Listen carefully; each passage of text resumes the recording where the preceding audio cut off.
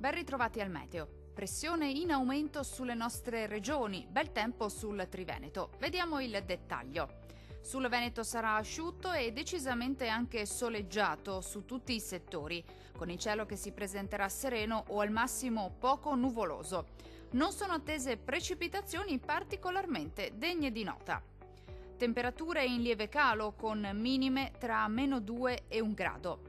Valori massimi compresi invece tra 4 e 7 gradi. Vediamo ora che tempo farà sul Friuli, Venezia Giulia.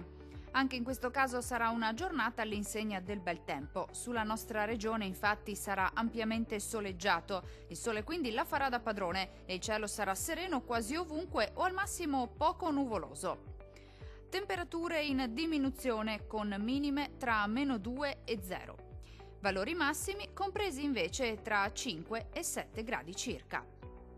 Vediamo infine la situazione meteorologica del Trentino Alto Adige.